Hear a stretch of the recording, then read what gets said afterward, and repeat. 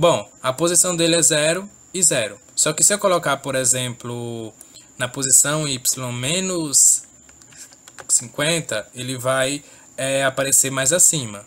Porque assim, inicialmente aqui, a posição aqui remete a x e y do plano cartesiano.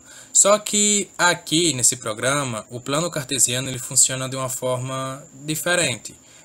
Eu acredito que foi um erro na hora que os programadores estavam criando esse programa.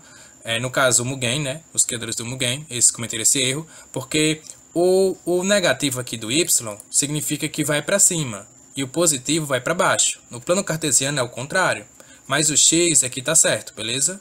O x está certo. Agora o y é o contrário do plano cartesiano. O negativo ele vai para cima e o positivo vai para baixo. Ó, eu botei menos 50, então ele vai aparecer mais acima.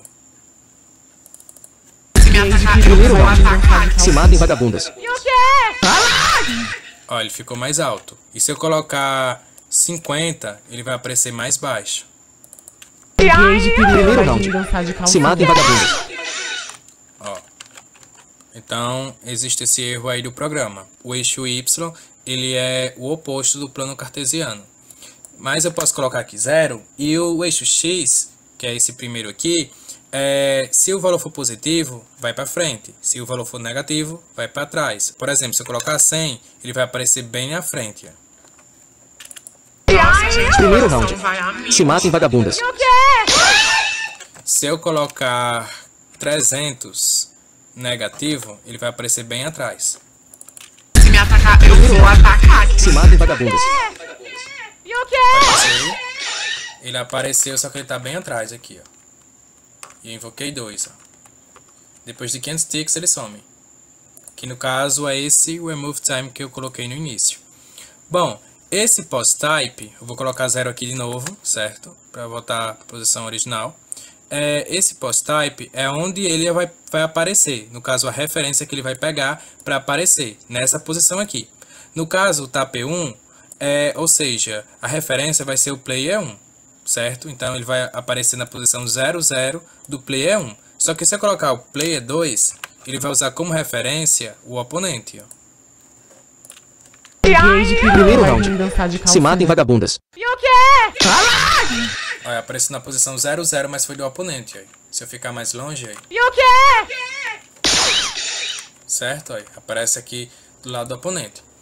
Bom, aí tem essas outras referências aqui de front, back, left e right. Acredito que quem sabe o básico do inglês sabe basicamente para que serve esses aqui. Front é frente, back é trás, left é esquerda e right é direita, certo?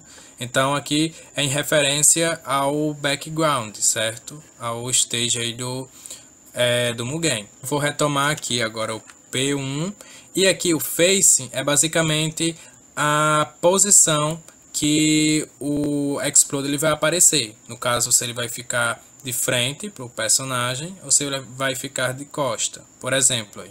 Deixa eu voltar aqui novamente. Primeiro round. Se matem, vagabundas. Ó, ele aparece de frente para o inimigo, certo? Agora, se eu colocar o facing 0. Primeiro round.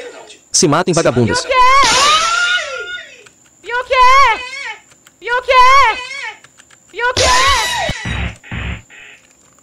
Nota que ele continua igual, mas se eu colocar negativo. Eu tô na seca, viu, Primeiro gente? round. Se matem, vagabundas. Ó, ele já aparece no sentido oposto. Beleza? Então o facing basicamente serve para isso. O V-facing é basicamente parecido com o face, só que é na vertical, ou seja, ficar de cabeça para baixo ou não. Aqui ele tá normal, mas se eu colocar negativo. Eu tô na seca, viu, Primeiro gente? round. Se matem, vagabundas. Ó, ele aparece de cabeça para baixo, com referência ao ponto 0. Vou deixar aqui 1 também. O bend time significa que o explode ele vai ficar ligado, conectado ao personagem. Por exemplo, se eu colocar -1, Se matem, vagabundas. ó, ele fica grudado ao personagem. Ou seja, é bom para utilizar como se fosse uma aura, alguma energia, alguma coisa assim que necessite ficar colado com o personagem. E o quê? Como eu disse, é apenas um efeito. Ele não serve só para, digamos que dar beleza ao jogo, certo? Então esse build time, se ele tiver -1, ele vai ficar grudado no personagem.